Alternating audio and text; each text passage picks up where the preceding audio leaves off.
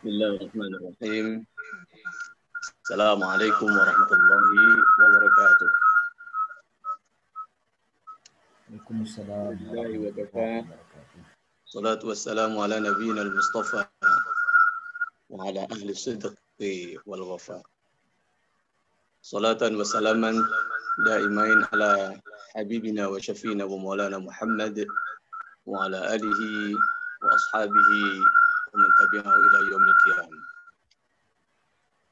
وقال الله تعالى في كتابه الكريم أعوذ بالله من الشيطان الرجيم بسم الله الرحمن الرحيم لقد كان لكم في رسول الله أسوة حسنة لمن كان يرجو الله واليوم الآخرة وذكر الله كثيرا صدق الله العظيم. معاشر المسلمين والmuslimat, hadirin hadirat yang semuanya insya Allah dimuliakan oleh Allah karena ada dalam sebuah majlis terhormat, yaitu majlis Maulidun Nabi. Mohon maaf tidak bisa menyebutkan, tadi sudah diwakili oleh Muhammad untuk menyebut satu. Mengingat waktu, langsung saja kita kepada poin-poin saja.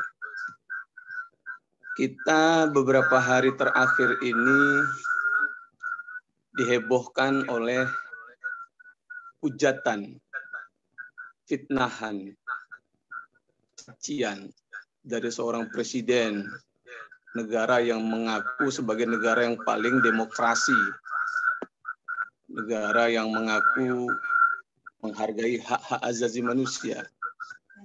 Tetapi apa yang diklaim, diaku itu dalam kenyataannya berbeda. Seorang presiden Emmanuel Macron itu menghina, tidak hanya itu,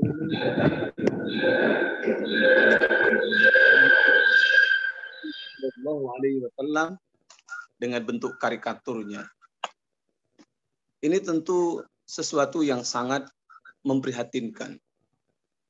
Sehingga pengajian Maulid malam ini menjadi sangat penting. Setidak-tidaknya pertama dalam hal untuk merespon bagaimana penghinaan itu, dan yang kedua mudah-mudahan bisa juga dibawa ke dalam situasi keindonesiaan kita. Karena sebagaimana kita ketahui negara kita juga tidak dalam keadaan baik-baik saja. Mungkin suasananya agak mirip-mirip dengan suasana kelahiran baginda Rasul. Bagaimana kemudian terkemas dalam sebuah untaian kata, liyukhrijan nas minaz zulumati ilan nur. Jadi mengeluarkan manusia abad jahiliyah yang gelap gulita, bodoh, zalim, aniaya, penuh tipu muslihat ke alam sebaliknya. Nah, Bapak Ibu, ma'asyiral muslimin wal muslimat rahimakumullah.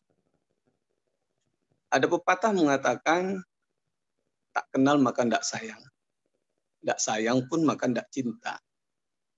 Kenapa ada orang seperti Emmanuel Macron, presiden Prancis itu, yang mengaku sangat menghargai hak asasi manusia, itu bisa melecehkan. Dan mungkin juga ada di antara kita, umat Islam sendiri, yang barangkali tidak terlalu bahagia, tidak terlalu memberikan penghargaan kepada baginda Rasul.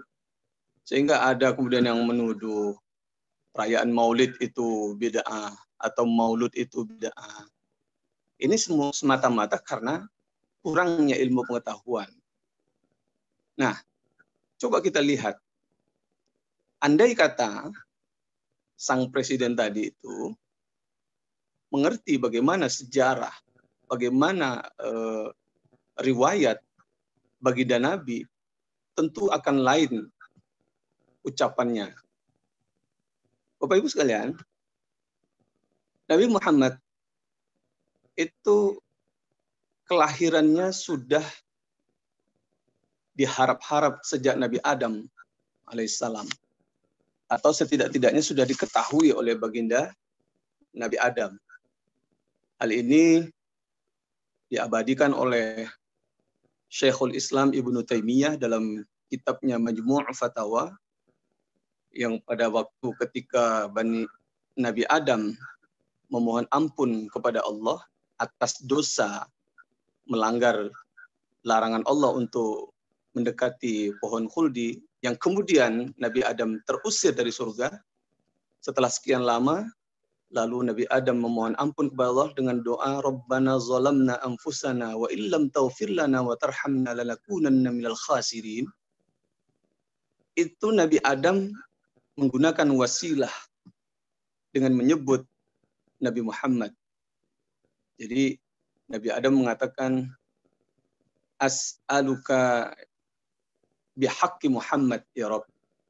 Rabbana zalamna. Jadi ya Allah, saya menggunakan wasilah kepada Nabi Muhammad untuk memohon sekiranya dosa saya diampunkan.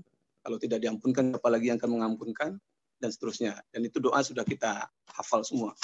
Kenapa Nabi Adam menggunakan wasilah Nabi Muhammad? Karena memang di Arsy salah satu tiang itu tertulis, ada tulisan Muhammad, dan itu disejajarkan dengan kalimat Allah. Artinya apa? Nabi Adam sudah mengetahui akan ada manusia yang bernama Muhammad. Itu salah satu bentuk betapa Muhammad SAW itu adalah makhluk yang amat mulia. Sehingga kalau kita mengetahui kemuliaan itu, tentu tidak akan melakukan hal-hal yang bersifat melecehkan. Tidak hanya itu, Bapak Ibu yang dirahmati oleh Allah. Nabi Muhammad juga sudah diharap-harap kehadirannya oleh Nabi Ibrahim dan Nabi Ismail alaihissalam radhiyallahu anhuma. Hal itu diabadikan di dalam Al-Quran surah Al-Baqarah ayat 127. Di situ Allah menuliskan ayat wa idh yarfa'u Ibrahimul qawa'ida minal baiti wa Ismail rabbana taqabbal minna innaka antas samiul alim. Rabbana waj'alna muslimaini laka wa min dzurriyyatina ummatan muslimatan lak wa arina manasikana wa tub 'alaina innaka antat tawwabur rahim. Lalu dilanjutkan dengan Rabbana wa ba'ath fihim rasulan minhum yatlu 'alaihim ayatika. Nah, jadi di situ tatkala Nabi Ibrahim bersama Nabi Ismail sudah selesai untuk memperbaiki Ka'bah, kemudian Nabi Ibrahim dan Nabi Ismail berdoa, ya Allah, tolong bangkitkan nanti. Ya. Rabbana wa ba'ath fihim rasulan. Bangkitkan salah satu di antara mereka itu nanti menjadi rasul. Yatlu 'alaihim ayatika, yang akan membacakan ayat-ayatmu, wa yu'allimuhumul kitab wal hikmah wa yuzakkihim. Nah, doa ini bagi sebagian orang dirasa mungkin tidak terbukti, tetapi secara logika tidak ada satupun nabi yang terlahir di sekitar Makkah. Dan satu-satunya yang lahir adalah Nabi Muhammad SAW. Dan itu sampai hari ini ada situs tempat kelahiran Nabi, yaitu di bagian luar arah pintu Babus Salam. Dan itu sekarang menjadi perpustakaan. Artinya apa? Nabi yang lahir satu-satunya di sekitar Ka'bah itu, itulah wujud nyata atau realisasi dari doa Nabi Ibrahim alaihissalam. Nabi Ibrahim itu sudah mengharap akan hadir manusia yang kemudian bernama Muhammad. Dan itu jauh. Kalau tadi Nabi Adam sangat jauh, nah sekarang Nabi Ibrahim pun jauh. Itu dicatat dalam sejarah sekitar 30 generasi. Dari Ibrahim sampai kepada Nabi Muhammad itu ada 30 generasi. Jadi kalau satu generasi kita kasih umur rata-rata 100 tahun atau 150 tahun, maka kalau 30 generasi, ya sekitar 4.500 tahun. Itu sudah ada. Jadi Nabi Ibrahim sudah sangat berharap akan datangnya seorang nabi sebagai pewaris atau pelanjut misi kenabian Nabi Ibrahim. Itu Nabi Ibrahim dan Nabi Ismail. Belum lagi Nabi Isa. Bagaimana Nabi Isa kemudian sebagaimana terabadikan dalam surat As-Saff ya, ayat 6 itu, di situ Nabi Isa berkata, wa ilqala Isa bin Maryam ya bani Israil inni rasulullah ilaikum. Ketika Nabi Isa berkata kepada kaumnya, wahai kaumku, aku adalah Rasulullah kepada kamu. Saya adalah Rasul yang diutus kepada kamu. Musaddiqan lima baina yadayya minat Taurat.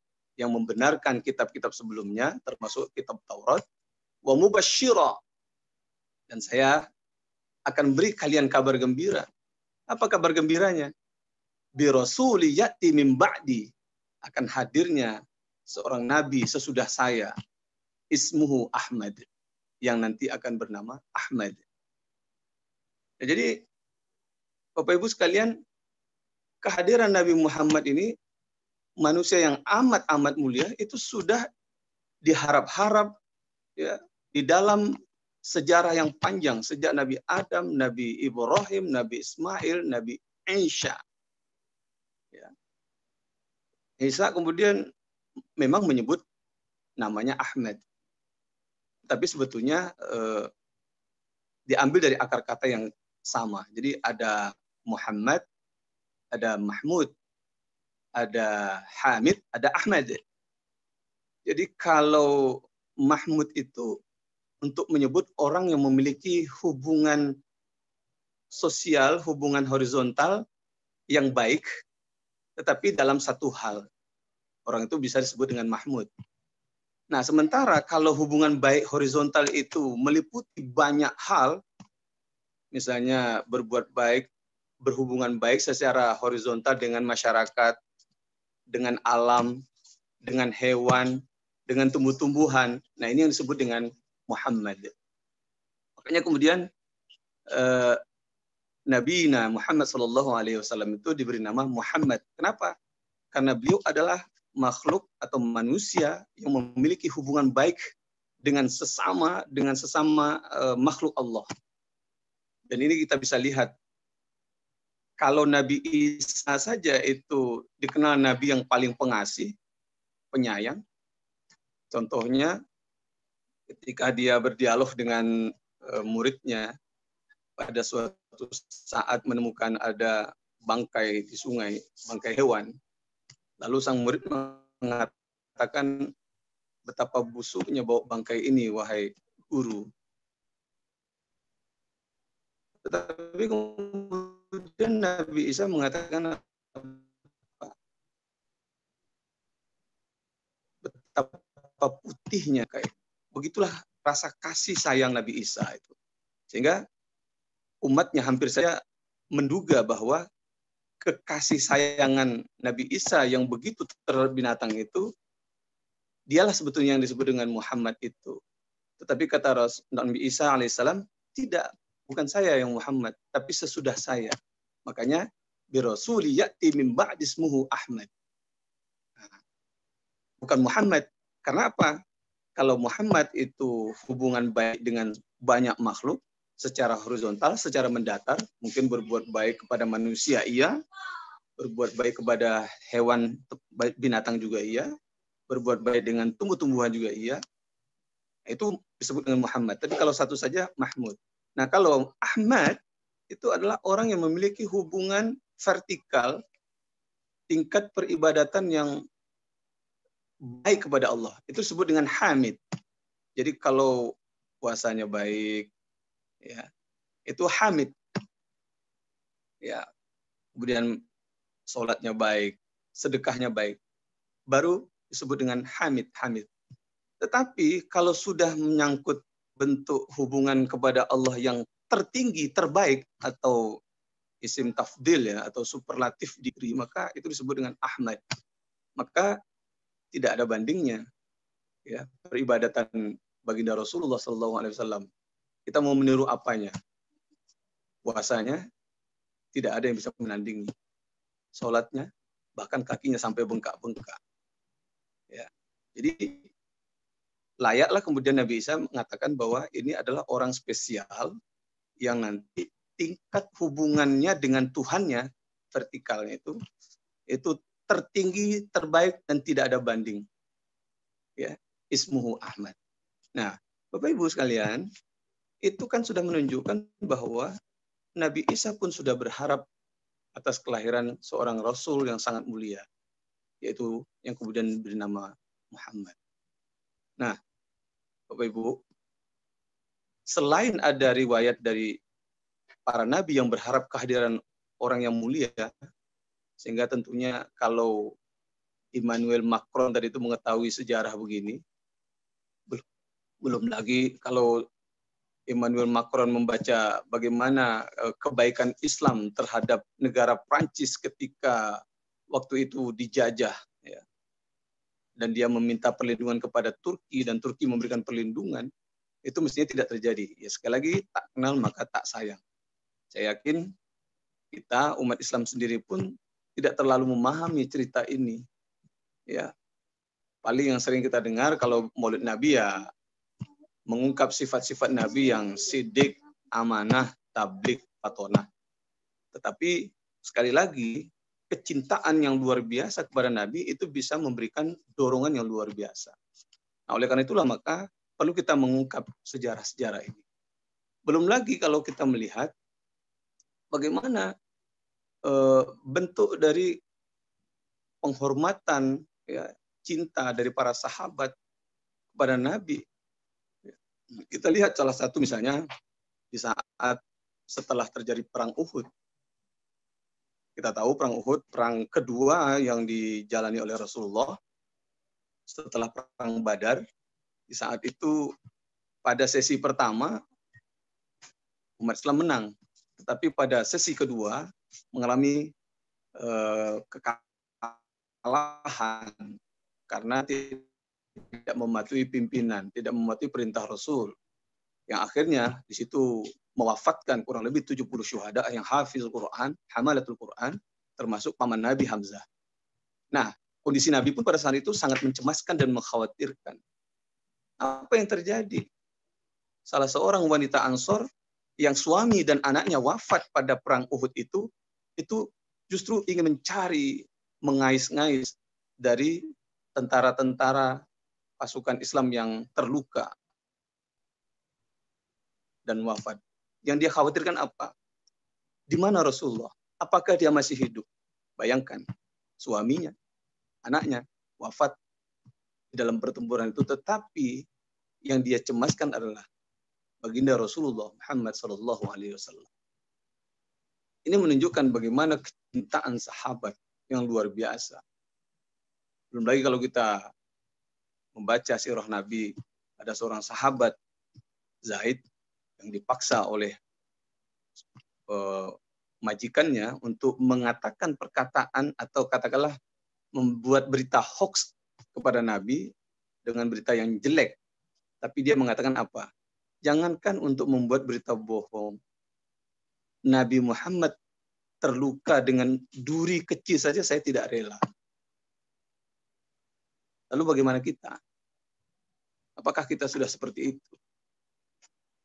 Nah, Bapak Ibu sekalian, sekali lagi pengajian kita, ya, informasi yang kita sampaikan hari ini adalah bagaimana kita membangkitkan wawasan sehingga menimbulkan rasa cinta yang luar biasa kepada Rasulullah.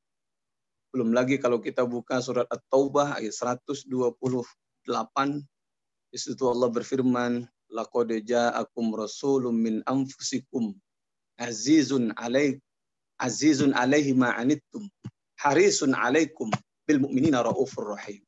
Jadi ada 3 sifat di situ dijelaskan tentang sifat Rasul. Laqad ja'akum, sungguh telah datang kepada kalian. Ya, Rasul yang itu dari kalanganmu sendiri, dari jenismu sendiri, dari manusia biasa, tetapi memiliki kemuliaan sifat. Laqad ja'akum rasulun min anfusikum azizun alaihi ma anittum, yang sangat tahu betul merasakan penderitaanmu. Ini luar biasa loh. Jadi Allah sungguh-sungguh menyatakan dengan kalimat la dan qad, ditambah dengan fi'il madhi. Itu kalau kita saja mungkin dengan kata-kata sumpah sampai 3 kali itu. Bersumpah saya betul-betul tidak diragukan, kira-kira begitu. Ini Allah sendiri yang mengatakan, laqad ja'akum. Jadi Rasul itu memiliki sifat apa? Dia sangat bisa merasakan kepedihan umatnya. Bapak Ibu kalau membaca ayat ini bisa menangis. Ya, bukan seperti pemimpin sekarang. Ya, yang tidak merasakan penderitaan rakyat, bahkan ditambah-tambah. Tetapi Rasulullah tidak. Tahu persis penderitaan rakyat. Azizun alaihi ma'anittum. Yang kedua apa? Rasul itu sangat harisun alaikum, menginginkan keselamatan atas kita. Harisun. Ya, harisun ya seperti tentara lah, ingin melindungi. Ya, seperti TNI lah kalau melindungi demonstran kira-kira begitu. Harisun alaikum. Kemudian bil mu'minina raufur rahim, terhadap umat yang beriman dia sangat-sangat penyayang. Bapak Ibu, dalam sebuah kisah dicatat bahwa di saat baginda Rasulullah SAW akan wafat, pada saat-saat sakratul maut, ketika itu sudah berkumpul, ada Aisyah, ada Fatimah, kemudian ada juga Fudail yang membawakan air untuk berwudu Rasulullah di saat-saat akhir hayatnya. Pada saat itu bukan Aisyah yang dipanggil oleh Rasul,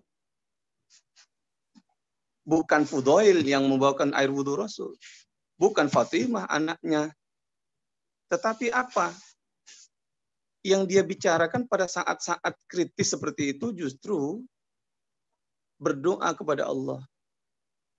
Ya Allah, jika bisa sakit sakratul maut ini ditimpakan kepadaku, maka timpakan saja kepadaku. Jangan umatku merasakannya.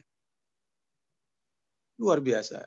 Jadi Rasulullah pernah memohon kepada Allah supaya rasa sakit sakratul maut itu cukup ditimpakan kepada beliau dan jangan sampai dirasakan oleh kita sebagai umat. Luar biasa. Padahal Imam Ghazali pernah menyebut sakitnya kematian itu laksana 300 kali bacokan pedang. Ya. Kalau di dusun kan biasa main pedang ya, tapi untuk kopi kan. Nah, ini untuk tubuh. Nah, dicoba tuh 300 kali. Begitulah rasa sakitnya. Tetapi Rasulullah ingin rasa sakit itu ditimpakan kepada dirinya. Itulah tadi kalimat yang mengatakan apa? Azizun alaihi ma'anittum. Harisun alaikum bil mu'minina raufur rahim. Banyak sekali kisah-kisah yang menunjukkan bukti nyata dari ayat 128 surat Taubah ini. Bagaimana ketika Nabi Mi'raj ke langit sampai ke arsy Allah, begitu kagumnya Rasulullah, lalu terucaplah kalimat at-tahiyatul mubarakatus shalawatut thayyibatu lillah. Jadi Rasulullah sangat kagum dan memuji keagungan arsy Allah itu dengan mengungkapkan 4 kata itu. At-tahiyat, ya, mubarakat, sholawat, thayyibat. Lalu Allah menjawab kalimat Rasul itu dengan 3 jawaban. Assalamu alayka ayuhan nabi wa rahmatullah wa barakatuh. Sebetulnya Allah tidak perlu menjawab, membalas 4 kata yang diserahkan oleh Nabi, yang diucapkan oleh Nabi dengan mengembalikan 3. Assalamu alayka ayuhan nabi. Assalamu alayka, keselamatan atas kamu. Assalamu alayka ayuhan nabi wa rahmah wa barakah. Karena Allah Maha Kuasa. Tetapi Allah menunjukkan apa? Walaupun memiliki kuasa yang tanpa batas, tapi tidak boleh sombong, tidak boleh semena-mena. Allah mengembalikan ucapan Nabi yang 4 itu 3 kembalinya. Mungkin kalau kita ya merasa karena berkuasa diberikan ucapan begitu, mungkin 1 pun tak dikembalikan. Tetapi apa yang dijawab kemudian oleh Rasul setelah Allah mengucapkan kata itu yang 3 itu, Assalamu alayka ayuhan nabi wa rahmatullahi wa barakatuh. Nabi mengatakan apa? Assalamu alayna, bukan assalamu alayya. Jadi kata Rasul apa? Keselamatan tadi itu, rahmat tadi itu, barokah tadi itu untuk kami. Jadi aku dan umatku. Assalamu alayna wa ala ibadillahi shalihin. Ya, kepada umat-umatnya yang soleh. Makanya disitulah kemudian ada dialog yang indah antara Tuhan, Allah, dengan baginda Rasul. Kemudian para malaikat yang ada di sekeliling Arsy itu melihat dialog itu sedemikian indahnya, lalu mereka bersama-sama bersyahadat, asyhadu an la ilaha illallah wa asyhadu anna Muhammad Rasulullah. Bahwa sesungguhnya Tuhan itu hanya Allah dan Rasul itu ya Rasulullah Muhammad sallallahu alaihi wasallam. Artinya apa, Bapak Ibu? Kita sudah sampai ke arsy Allah. Jadi bayangkan Rasulullah Muhammad sallallahu alaihi wasallam itu tidak tahu siapa kita, tapi kita sudah diajak, sudah didoakan, sudah diberi semacam peluang untuk bisa lebih bahagia. Dan itu yang memikirkan Rasulullah. Nah, sekarang apa yang kita berikan kepada Rasul? Jadi 128 At-Taubah itu laqad ja'akum rasulun min anfusikum azizun 'alaihi ma 'anittum harisun 'alaikum bil mu'minina raufur rahim itu kalau kita baca berulang-ulang betullah nyata adanya bahwa Rasul itu sangat-sangat peduli dengan umatnya. Belum lagi nanti kemudian seperti yang diriwayatkan dalam hadis Tirmizi bahwa kalau kita sering-sering untuk bersolawat kepada baginda Rasul, maka satu solawat yang kita kirimkan kepada Rasul akan dibalas menjadi 10 kali solawat. Itulah cara cerdas Rasulullah untuk menyayangi umatnya, menyayangi hamba-hambanya. Jadi dengan cara merefer solawat itu, 1 lalu dikembalikan menjadi 10. Bahkan Rasulullah mengatakan apa?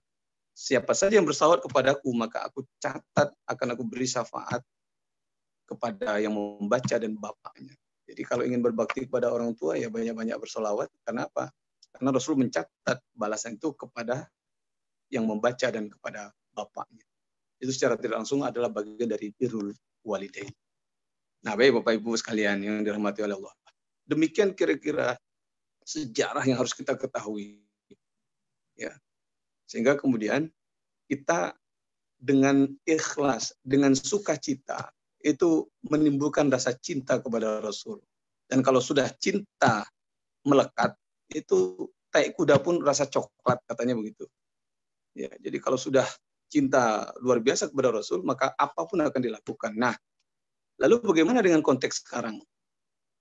Ya, ini Maulid ini menjadi penting kita peringati hari ini selain untuk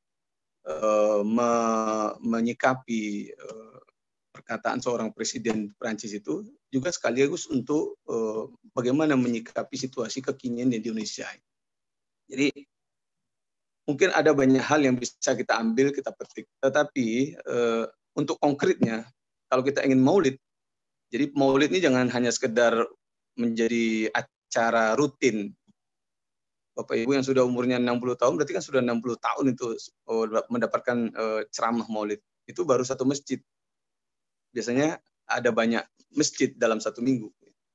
Nah, jadi harus ada yang baru. Nah, setidak-tidaknya begini yang baru. Pertama, untuk mewujudkan bahwa kita itu betul-betul sedang atau sudah merayakan atau memperingati Maulid. Jadi kalau Maulid itu waktu kelahiran, kalau Maulud itu orang yang dilahirkan.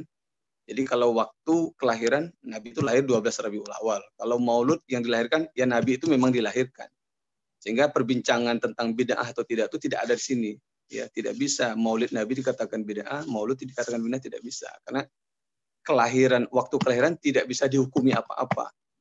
Yang bisa dihukumi itu apa? Ketika kelahiran itu lalu dibuat acara main domino, taruhan, berjudi, ya itu jadi masalah. Jadi waktu kelahiran menjadi bermasalah karena ada perbuatan yang melanggar hukum. Ya, lalu yang kedua, yang bisa kita lakukan ya kalau memperingati Maulid apa? Pertama, munculkan rasa falyafrahu. Itu dalam surat Yunus ya, ayat 57, falyafrahu fabidzalika yafrahu ya. Jadi harus bahagia, harus senang, harus rindu. Biasanya yang senang itu kalau di kantor-kantor, karena perayaan Maulid Nabi itu kan bisa mengeluarkan anggaran. Jadi dia senangnya tuh karena bisa mencari sisa hasil usaha dari acara peringatan Maulid Nabi. Ya, tetapi falyafrahu itu bukan karena itu, tapi kita bahagia, kita merindukan ada figur, ada contoh, ada suri toladan yang akan kita bisa kenang kembali. Ya, kita akan memperbanyak membaca lagi siapa beliau, sehingga falyafrahu itu bahagia. Nah, lalu yang kedua apa? Kalau maulid itu apa? Kata Rasulullah, saya ketika lahir lalu ada syariat puasa sunat. Makanya ada puasa sunat hari Senin. Hari kelahiran Rasulullah.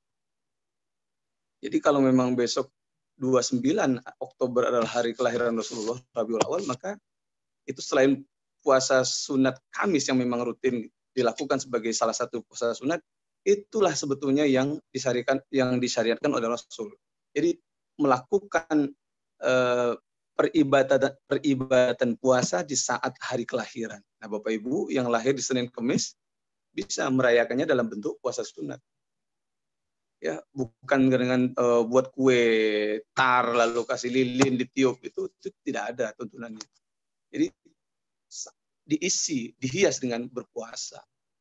Nah, puasa ini setidak-tidaknya ada dua targetnya. Pertama memang imsak, menahan berbuat dosa, lalu kemudian ziyadah, menambah-nambah amalan. Jadi orang kalau berpuasa, coba saja puasa Ramadan, itu kan pasti akan imsak, menahan dari berbuat dosa. Ya mungkin penjahat pun untuk bulan puasa agak direm-rem dulu, nanti setelah bulan Syawal baru dibalas dendam. Ya. Atau kalau orang berpuasa, setidak-tidaknya ibadahnya pasti bertambah. Di luar Ramadan tidak pernah baca Quran habis maghrib, itu sampai dari maghrib sampai isya, langsung habis isya sampai subuh, baca Quran terus. Ya, di At-Taqwa itu kan begitu tuh. Ya, jadi agak banyak baca Qur'annya kalau pas bulan puasa. Artinya apa? Puasa itu memunculkan dua hal yang positif, yang baik. Pertama, mengurangi dosa. Yang kedua, menambah amal. Nah, silahkan. Kalau kebetulan lahirnya tidak di hari Senin dan Kamis, jangan pula membuat puasa sunat hari Rabu dan Jumat. Tidak ada tuntunannya. Tapi ambillah rahasia puasa tadi yang tadi itu, kurangi dosa pada hari kelahiran kita itu, dan tambah amal kebaikan pada tanggal kelahiran kita itu. Itulah baru yang disebut dengan perayaan maulid untuk diri kita. Ya, jadi bukan dengan berkirim postingan selamat milad, itu nggak ada untungnya. Ya. Semoga panjang umur, barokallah fi umrik. Ya, itu kadang-kadang hanya sekadar basa-basi medsos saja itu. Ya, sama seperti orang memberi kiriman semoga husnul khotimah, orangnya sudah dikubur kan. Jadi doanya terlambat. Ya, jadi sebaiknya diucapkan itu sebelum meninggal. Jadi Bapak Ibu sekalian, itu yang kedua yang bisa kita nyatakan dalam setiap peringatan Maulid. Yang pertama apa? Berbahagia, berbangga, muncul rindu, mengenang kembali sejarah orang yang sangat hebat. Kehebatannya itu bahkan sudah ditunggu-tunggu sejak Nabi Adam, Nabi Ibrahim, Nabi Ismail, Nabi Isa. Bahkan sahabat demikian cintanya. Ya. Dan kemudian kita ingat betapa Rasul sangat mencintai kita. Nah, yang ketiga memang seperti yang sudah tadi disinggung sedikit, memperbanyak sholawat. Ya. Jadi sholawat itu cara cerdas Rasul untuk menyelamatkan kita. Ya, sholawat itu bisa dengan doa, bisa saja dengan membuat syair-syair yang indah. Seperti yang sering kita dengar-dengar ada lagu itu. Assalamu alaik Zainal Anbiya, Assalamu alaik Athqal Athqiya, Assalamu alaik Zainal Anbiya, Assalamun alaik Azkal Azkiya. Ya Mbak Dino.